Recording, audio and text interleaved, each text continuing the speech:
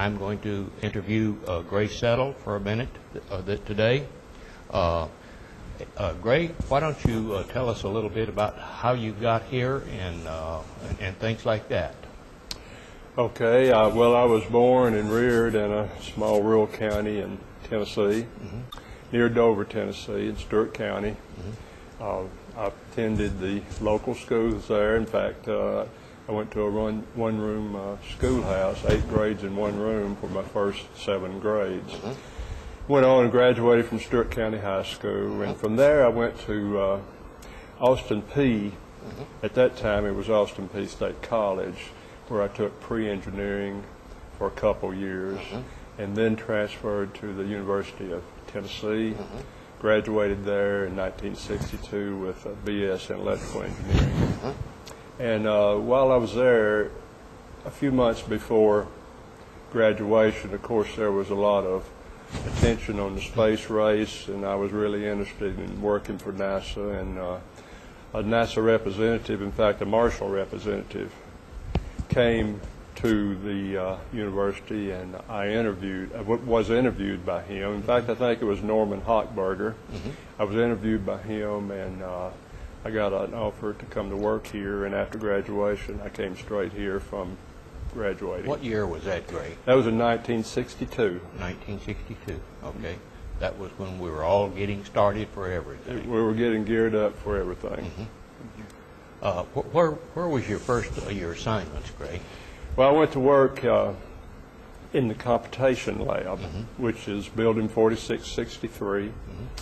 Dr. Helmut Holzer was the lab director, and I went to work in the C wing there, which was the flight simulation branch. We did a lot of simulation. The branch chief at that time was Fred Shaver, who passed away at a young age, but that's where I first came into Marshall. What all were you working on after you got in there into NASA? Well, like I say, I was in the flight simulation branch, and we were beginning to do Saturn V simulations, vehicle simulations with bending and sloshing and that sort of thing, and we had a large complement of analog computers that were the workhorse of doing those simulations. And we also were beginning, when I came, we were beginning to get into digital simulation. We had a digital computer that acted like an analog. It had integrators and that sort of thing, where we could program it like an analog, but it was still digital. I have used those. Yes. Okay. I'm glad you got into this part. I think this is something that's historic. Yes. Many of the people today don't understand how we first started simulating things. Yes. Well, you know, the interesting thing, I mentioned that Dr. Holzer was our lab director, and of course we had a lot of support from him because he was the father of the electronic analog computer, basically designed the amplifier, the high gain amplifier back in the V2 days, and he was could be considered the father of analog computing. Well, let's make a point of question on that. You said on the V2 days. So actually the analog computer came from was let's say developed in Peenemünde before. That's my understanding, and Dr. Holzer was the man that led that effort. In fact, he used to have a presentation. If you ever knew him, he was a real congenial guy, and he had a pretty amusing presentation from his original Peenemünde work on the electronic analog computer and the simulations he did of the V2 days. Wonder if anyone has a copy of that. Well, I don't know for sure, but I would guess that perhaps his family here in town might have a copy of that. Well, you know, one of the things we're doing beyond just talking to people, we're trying to put as many of the things, historic things like that, into our archives Yes, downstairs yes, below. And we are doing this in conjunction with the Space and Rocket Center. And they may have his archives on that too. I just remember that it was an excellent presentation, and he did such a good job of presenting it. Well, the nice thing about talking with you now is I don't have to take notes. Right. I can look at what you said here. Yes, and you know, we got into, in the flight simulation branch, that digital computers were on the horizon, and that was kind of what I specialized in after a time, and we got into hybrid simulation where we would use digital computers for what it could do best and analog computers for what they could do best, which would be integration for analog computers and algebraic computation for the digital. And we did a lot of hybrid simulation there in that C wing of 4663. Well, I think very few people today understand the limitations on it. Before I came, and one of the reasons I was hired, I was at General Dynamics Fort Worth, where they had the supersonic bomber, B-58, and I did some of the analog computer simulations there. And have to tell you, it burned me hard because it was so difficult until the personal computer came out in the 80s. Right. I wouldn't touch a computer. Yes, well, of course, programming an analog computer with a patch board is totally different from digital computation, but it was a lot of frustration involved as far as getting connection problems and that sort of thing. But it was foundation for simulations for Saturn V, that's for sure. When did it move over into the digital computers? Well, you know, like I say, we went into hybrid computation, and where I was doing mostly on the digital side, and we did that probably in the 66 to 1970 time frame, and I don't think that the analog computer simulation really went out until maybe 75 or so, and it might be later than that. But digital computers were the big drawback in solving simultaneous differential equations was, you know, speed, and of course they get faster and faster, and also the algorithms for integration, you know, that some of them developed there in computation lab by Dr. Fehlberg, we got better and better. And well, the other thing, of course, the storage of the answers that came out of it, you know, was so limited at that time. It was limited. That's right. And you know, graphics, computer graphics began to come into vogue, and we used a lot of when we got into shuttle simulations, and we got it more into graphics and that sort of thing, so you could display your results. Yeah, by the time the shuttle was being designed, that's right. There was reasonable ways to graphically have a program showing what you were doing over time. So, yes, and you know, I can remember doing a lot of graphical simulation, SRB separations and that sort of thing. It was very interesting work. I was buried in my work over there for sure. Well, you know, in looking back at the primitiveness of our tools at that time, concerning to what we're doing today, as in this new iPod, that fantastic advantages. That's right. That's for sure. You know, we had to do everything we could to be as efficient as possible, in order to do the job in the time that it had to be done. We had to have real efficient programs and that sort of thing.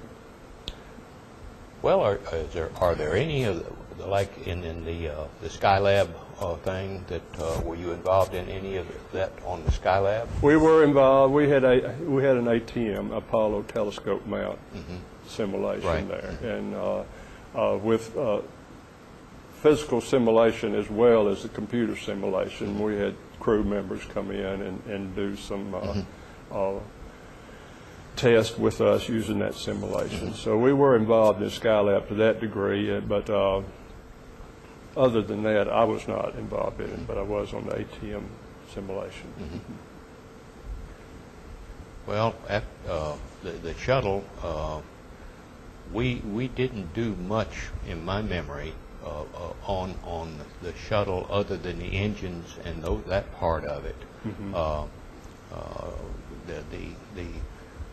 The Skylab was I guess our main thing that we had done. It was our main thing there too. We did some shuttle work in the SRB area and the separation dynamics and that sort of thing. But the shuttle itself, we didn't do that much. Well, one of the things that we like to ask each of the people that we interview here is to think of the people who are going to be looking at this, that 10 years, 20 years or so forth. We have some recordings that was done here in the late 70s and early 80s. And it's always interesting to look back on what people said and what they thought was coming at that time. Right. What's some of your thoughts of relative to the future space and I guess computers that would be your specialty there? Well, there's been such a revolution in computers and computer simulation. It's virtually all digital now. The digital computers are with parallel processing and multiprocessing are plenty fast, and they can run complex simulations faster than real time, and we would have had a hard time getting them to run real time on digital computers, and that was the forte of the analog computers, was real-time simulation. But it's not a problem now with the advance of the computers in today's world, and that's going to continue to advance. We've probably only scratched the surface, and now they can build simulations that involve nodes, remote nodes across the country, and whether it's an operational simulation or whether it's a testing of vehicle testing itself. It's possible with all the networking to do this remotely as well, and pretty much real time. Are you doing any work on any of the Mars rovers that are up there? No, I've not been involved in that. When I left the computation lab, I went to the newly formed software office in the system analysis and integration lab, the SAIL lab, and that was kind of a change in career as far as it didn't change the my interest in computers and my work in computers and software, but it did change my career path when I transferred to that office. And but I've not been involved in the lunar rovers that the JPL has been developing.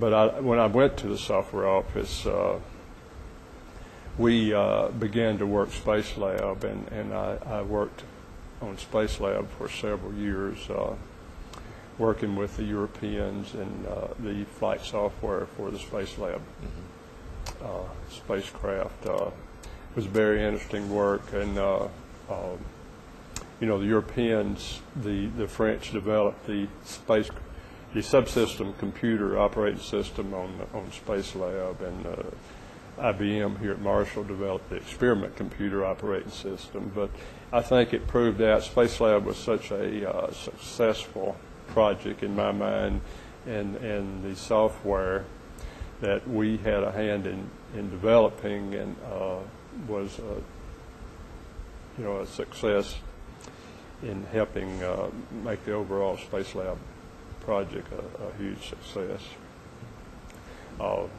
So that in that effort, I became more in the role of requirements and working with the developers on the software for Space Lab. Well, what are you doing today there? Can you talk to us on that?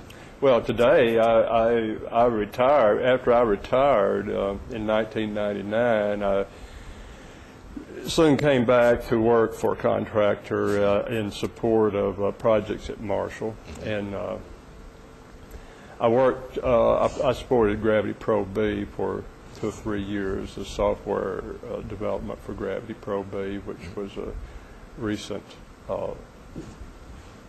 success. And but today I'm working with the flight software branch in the 4663, the old Astronautics Lab, and we're working on developing the flight software requirements for the crew launch vehicle, the Ares launch vehicle.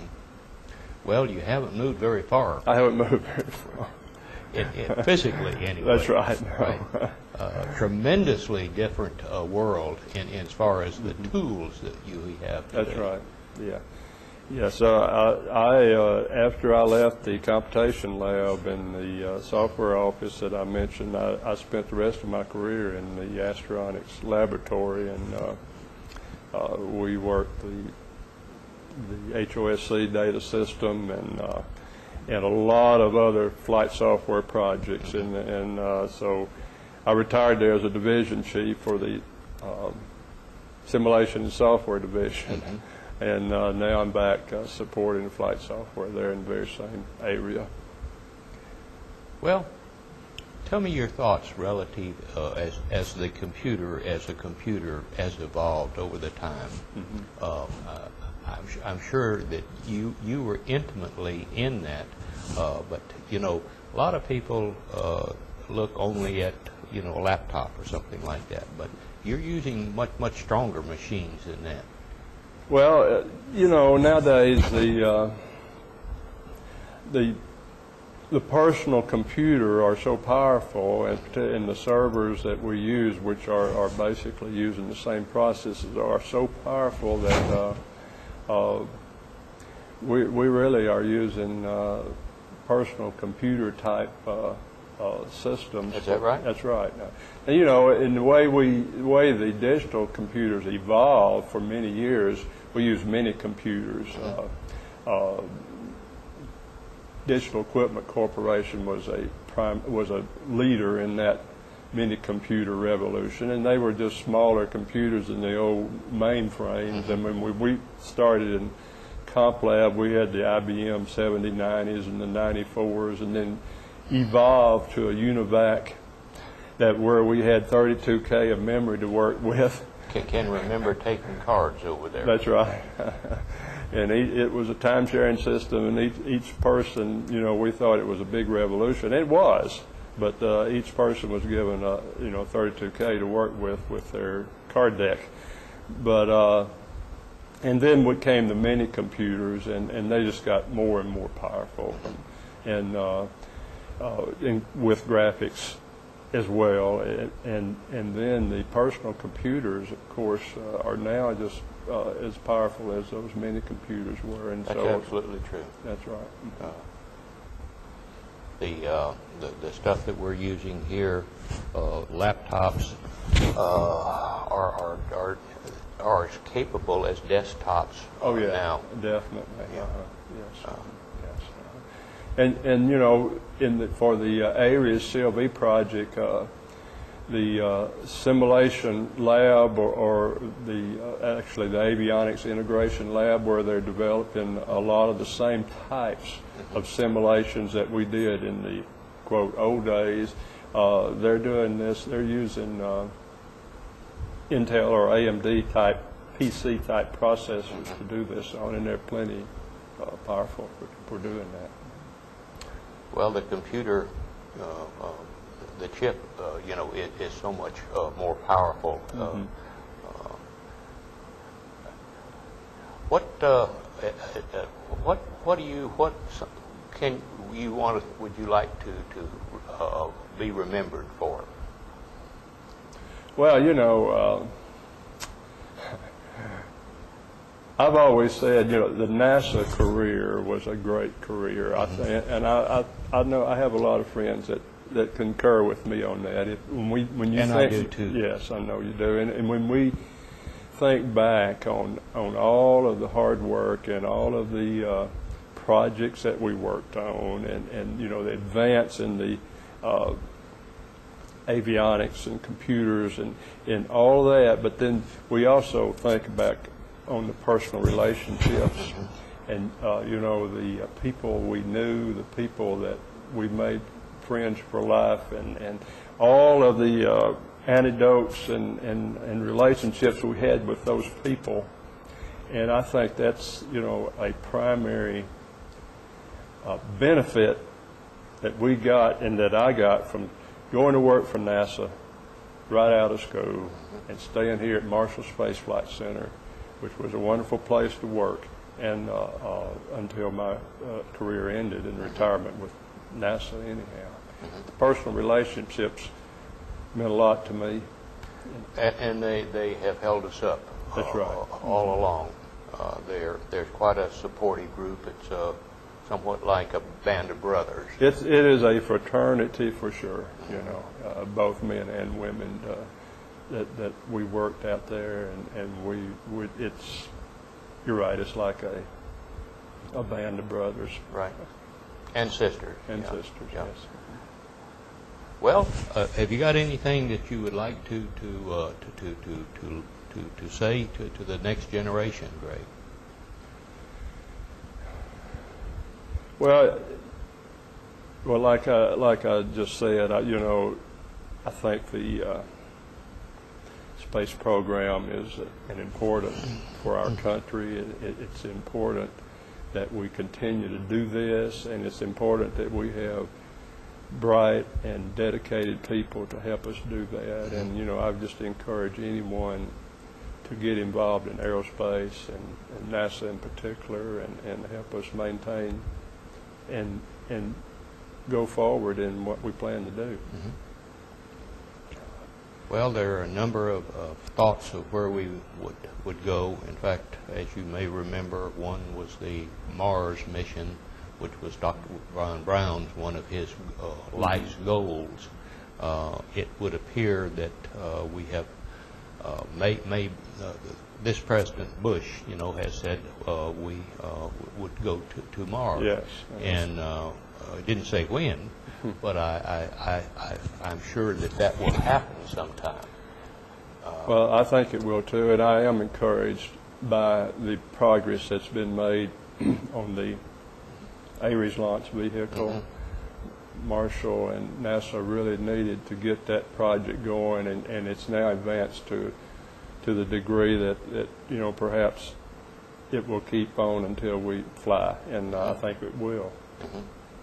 We had a lot of projects in the past that were ideas for new launch vehicles that never did really get off the ground, but this Ares launch vehicle is much further advanced now. We're past SRR and the system requirements review, and we're moving good. Other thing is it's needed. And it's needed, yes. Right. I think that's one of the main things. We are living kind of on the old age for some of our hardware right now. Yes, that's for sure. And you know, we're relying on the Russians as far as station is concerned, and their hardware is kind of Saturn vintage, but it's working, and we're still relying on that. And the space station is becoming to an end of its lifetime, and so you're right. This Ares launch vehicle is necessary for us to continue a space program.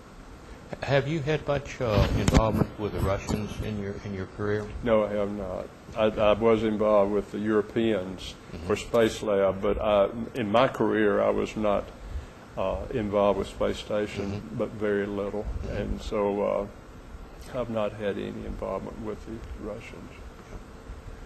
Well, they seem to be excellent partners that we have in space at this time. Yes, that's right. And it's well, it's better to have them as partners than an enemy. There. Yeah. So. That's right. And I enjoyed working with the Europeans on Space Lab. That was a very valuable experience. My entire career has been work that I enjoyed doing.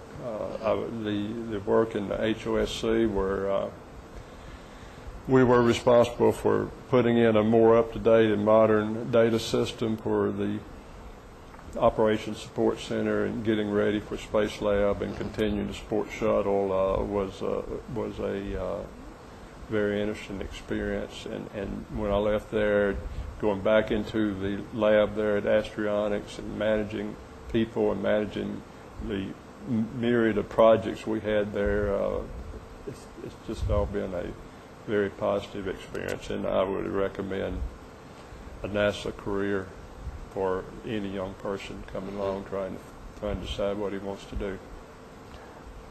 Well, it certainly is challenging. Yes. There's so many things and sometimes scary things too. That's right. Right. Flight readiness review that you had to sign off with was always a moment of fear. That's right. Yeah. There's a you look back on those and they don't seem as scary as they were at the time. You always remember kind of the funny things that happened, but yes, it's very serious obligation that you have when you work for NASA. That's right. Well, as we get towards to the end of our interview here, Greg, is there anything else that you want to speak for the future on? No, I mean as I've said, I'm still working some, and I wouldn't be doing that if it wasn't interesting work, and I'm still motivated and enthusiastic about the space program, and how much longer I will do that, I don't know, but that's, I think, evidence that there's reason for going to work for NASA and getting involved, and that's the best advice I would give to anyone is get involved, and get buried in your work, and good things will happen. That's exactly right. Well, it was wonderful sitting here talking to you, and we always give everyone the option. If tomorrow you think of something else, we'll add to it. Okay. And we had one person came in here, talked with us for an hour. Next week, he came back and said he had some more, and we put that on. Yeah, well, there were a lot of things. You could talk for as long as you want, really, about when you've worked 35 or 40 years in an organization, but we probably covered most of my career to some degree. Well, I too was happy, even though I left early in there. But I think one of the things that most of our brothers here are doing something. I mean, there are very few people who have retired to the coast. And that's right. Yeah, I know a lot of people that's involved. That's right. All right. Okay. And if you're not involved, you're interested. So, that's true. And certainly there's an awful lot of opportunities in Huntsville to do things like this, and that we're going to have the shuttle annual meeting, next week. That's there. Right. So, well, I guess this is we'll close this off today, and Gray Settle has done a wonderful job and been a real asset to the country in what he's done on the space. Thank you. All right. That will be